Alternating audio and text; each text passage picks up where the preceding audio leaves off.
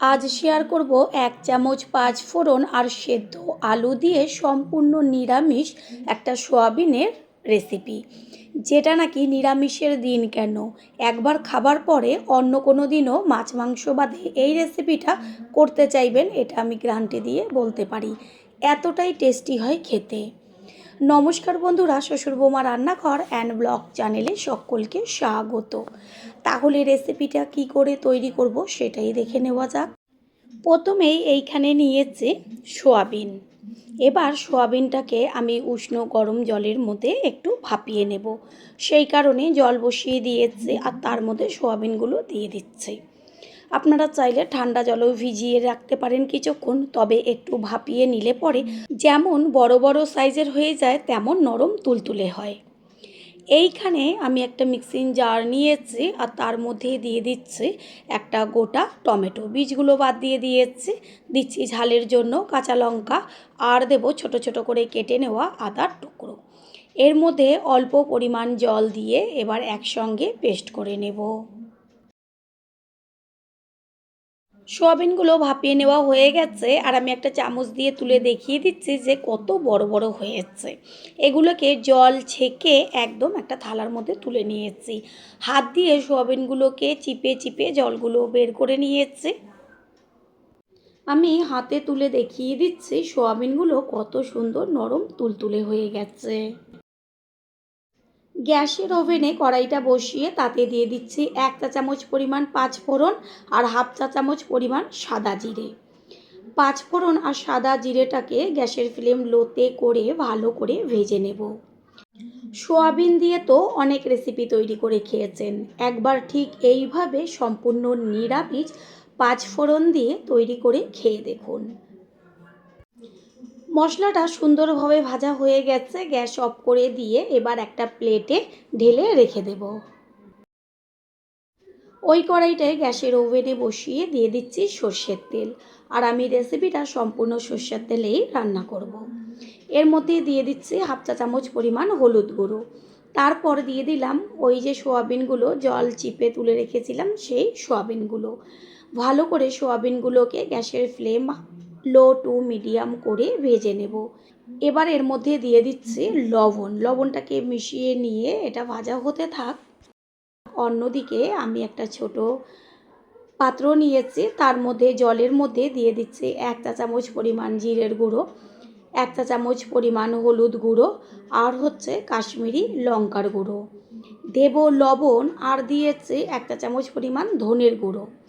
ভালো করে চামচ দিয়ে মশলাটাকে গুলে আমি কিছুক্ষণ রেখে দেব। আর এইভাবে মশলা গুলে রেখে দিয়ে রান্না করলে কি হয়, রান্নার বাটা মশলার টেস্টটা পাওয়া যায়। সোয়াবিন ভালোভাবে ভেজে নেওয়া হয়ে গেছে, এগুলোকে কড়াই থেকে তুলে রেখে দেব। আর ওইদিকে যে 5 ফোড়ন আর জিরেটাকে শুকনো খোলায় ভেজে নিয়েছিলাম সেটাকে একটা থেতনির মধ্যে রেখে এবার গুঁড়ো করে নেব। একটুখানি থেতো করলেই সুন্দরভাবে গুঁড়ো হয়ে যায়। মশলা গুঁড়ো হয়ে গেছে, এটাকে একটা প্লেটে রেখে দেব। আর অন্যদিকে আমি আগের থেকে কয়েকটা আলু সিদ্ধ করে নিয়েছিলাম, সেগুলোকে খোসা ছাড়িয়ে এবার বেশ হাত দিয়ে একটু ভেঙে চুড়ে দেব। একদম যেন ভাঙাটা একদম মানে ছোট ছোট না হয়ে যায়, বেশ একটু বড় বড় টুকরো থাকে সেইভাবে ভেঙে নিতে হবে। আলু ভেজে তো রান্না করেছেন, একবার সিদ্ধ আলু দিয়ে রান্না করে খেয়ে দেখবেন।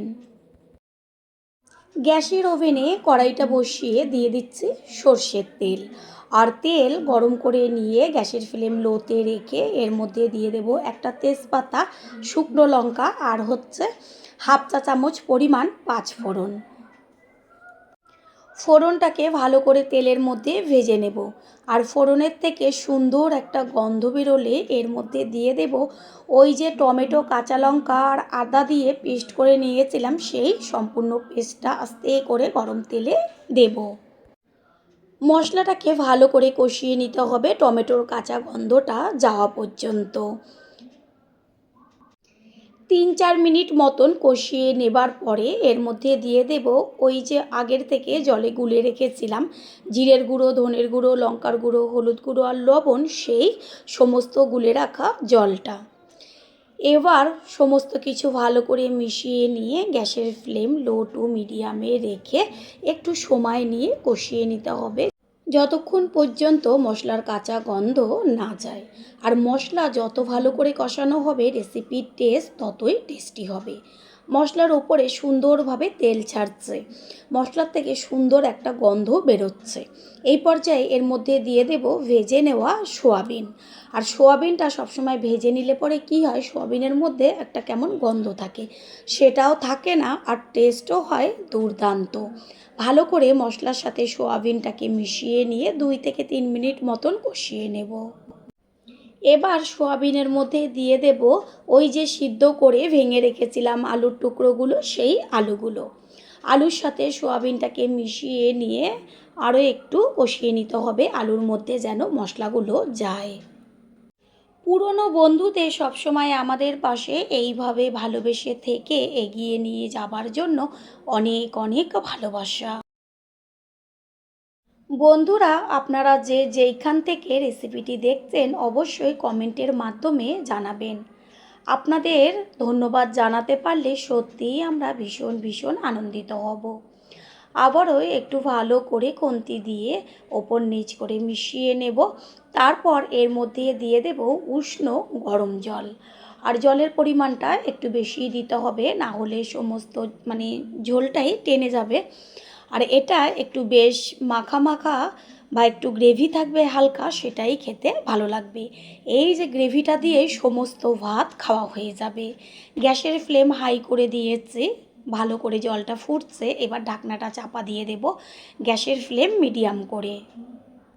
প্রথমবার যারা আমাদের চ্যানেল ভিজিট করছেন তাদের আন্তরিক শুভেচ্ছা ও অনেক ভালোবাসা। আমাদের রেসিপিগুলো যদি ভালো লেগে থাকে সাবস্ক্রাইব করে দেওয়ার অনুরোধ রইল ও পাশে থাকা বেল আইকনে ক্লিক করলে পরবর্তী ভিডিওগুলো সবার আগে আপনাদের কাছেই পৌঁছে যাবে। কিছুক্ষণ বাদে কড়াইয়ে ঢাকনাটাকে সরিয়ে দিয়ে তারপর ভালো করে ওপর নিচ করে একটু মিশিয়ে নিয়ে এর মধ্যে দিয়ে দেব ওই যে 5 ফোড়ন গুঁড়ো করে রেখেছিলাম সেই সম্পূর্ণ গুঁড়োটা। আর কোনো রকম মশলার এইখানে প্রয়োজন নেই। গুঁড়োটাকে মিশিয়ে নিয়ে আবারও একটু ঢাকনাটা চাপা দিয়ে দিতে হবে, যেন গুঁড়োর যে গন্ধটা সেটা পুরো রান্নার মধ্যে যাবে।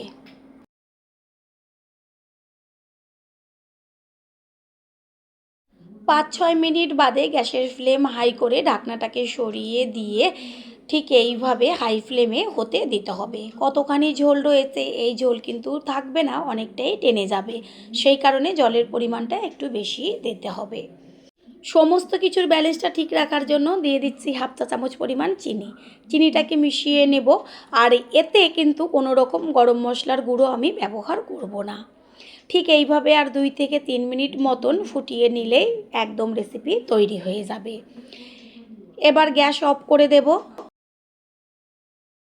গ্যাস অফ করে দিয়েছি। আর সবশেষে দিয়ে দিচ্ছি 1 চা চামচ পরিমাণ গাওয়া ঘি। ঘিটা দেওয়ার সাথে সাথে ঘিটাকে মিশিয়ে একটা ঢাকনা দিয়ে ঢেকে রাখবো রেস্টের জন্য, যেন গন্ধটা বাইরে বেরিয়ে না যায়।